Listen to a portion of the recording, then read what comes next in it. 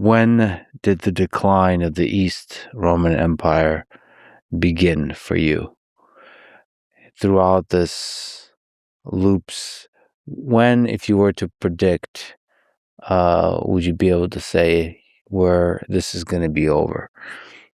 And what led to that decline and the collapse? So, of course, the collapse is finally in 1453 AD. Right. That's actually a very good question.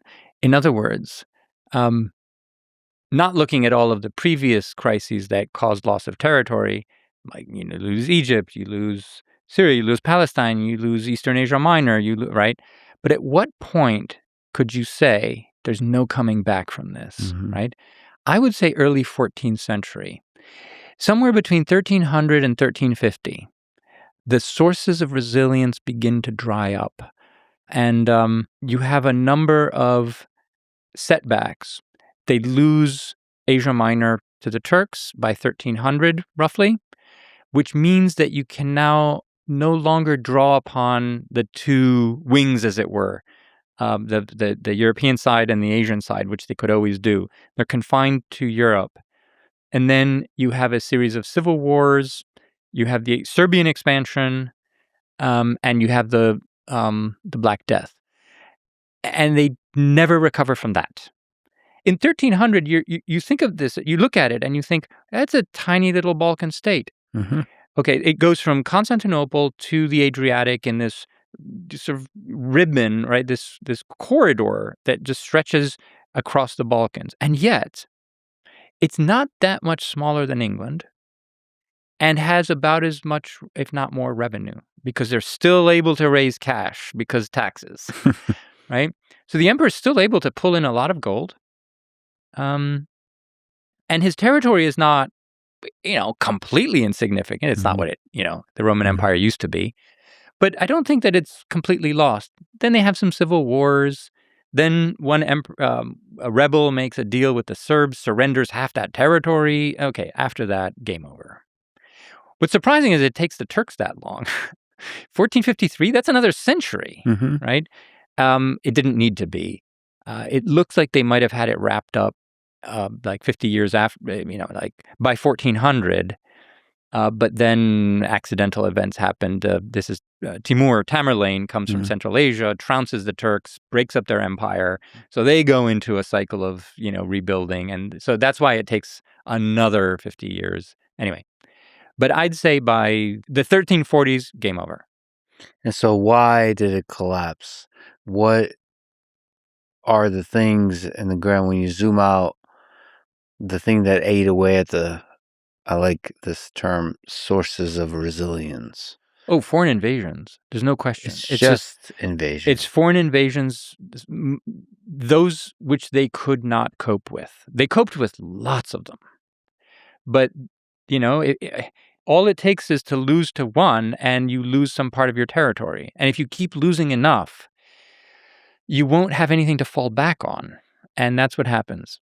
So really, if there's no significant external invasions, the East Roman Empire, the fundamentals, the taxation system, the way the policies were developed, the way the politics was done, the way the representation was done, all of that, this empire could have lasted for another 1,000 years. Absolutely. I'm absolutely convinced of this because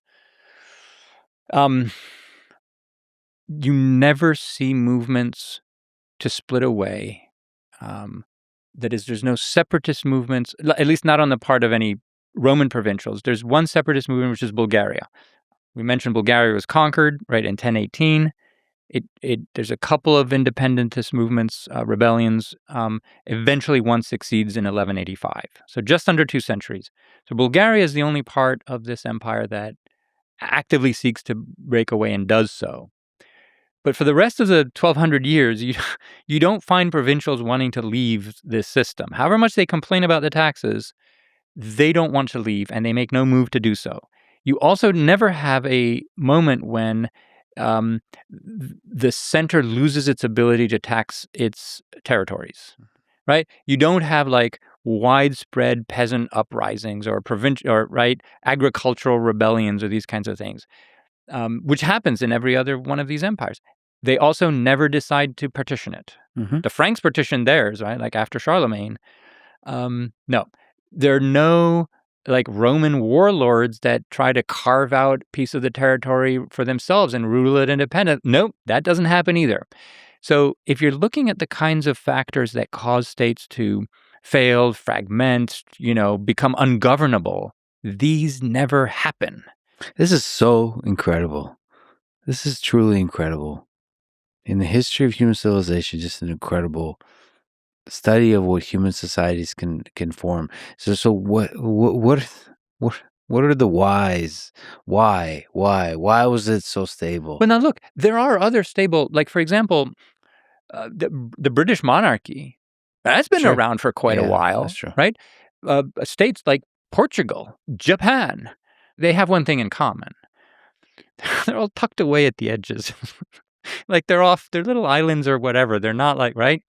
We're talking about a society that was right in the middle of one of the main corridors of empire building and new religions in the world. This is the most dangerous neighborhood, right, that you can possibly live in. Yeah. So no wonder it didn't survive. Like, it would have been extraordinary if it had. But absent those forces, I don't see any forces of internal decomposition that would have imperiled it, significantly. So we've talked about a lot of it, but just to like return to it, why was there no internal sources of decomposition?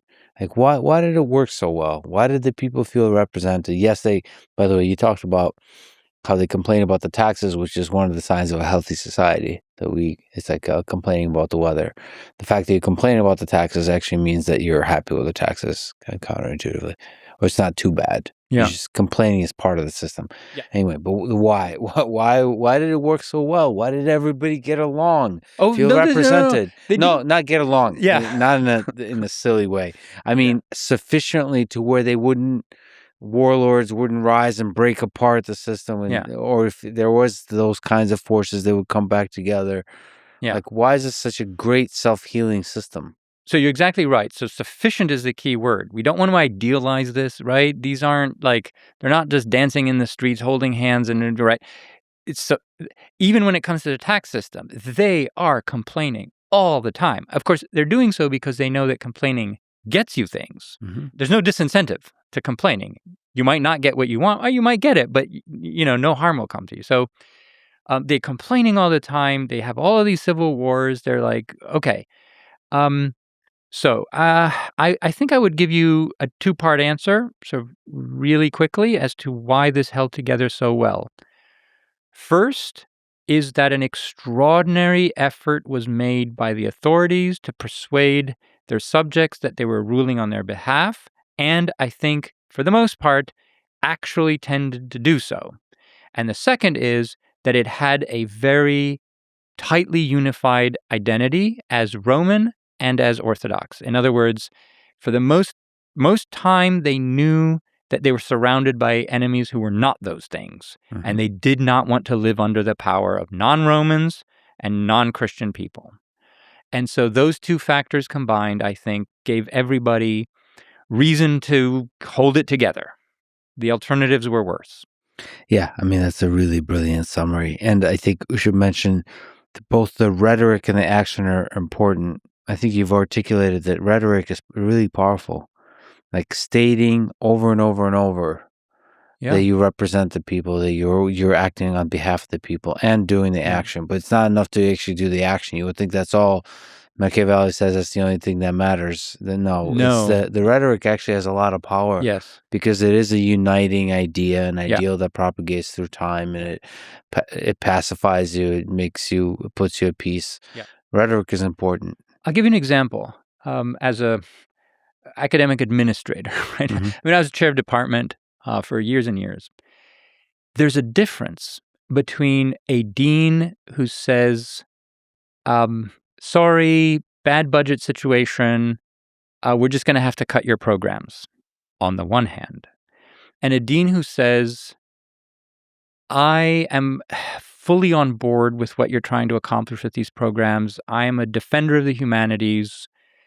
Unfortunately, we have this budget situation and we're going to have to cut some of the programs. But I assure you, the moment I'm in this with you together, the moment we find the funds, we will restore them. Those two just rhetorical strategies, they're aiming at the same practical outcome, will produce very different levels of compliance, right? And consensus. And I should say that there's subtlety there. The best rhetoric in that context, and maybe in the East Roman Empire, is you also have to believe it. Yes, it has to be credible. You can't just say it and then not do it. But one of the things I've learned about humans, just doing this little podcast, is that people could, like, the best way to say a thing, a powerful thing, is to really believe it. And so, like, this is clearly one of the things that made the Roman Empire work, is doing the action is the best way to make the rhetoric powerful and effective. Yeah. This is sort of what Aristotle says about tyrants. In the Politics, Aristotle's giving essentially advice to tyrants on how to protect themselves, because tyrants are usually hated and are killed in coups, right? And he says, so how, essentially, how do you manage to secure yourself when you're a tyrant? Well, you can start by maybe, obeying the laws, or making sure that your subjects obey the laws, and, maybe work for the interests of yourself. Essentially, he's telling them to kind of become benevolent kings. And the best way to persuade your subjects that you're legitimate benevolent kings is to be that. Yeah.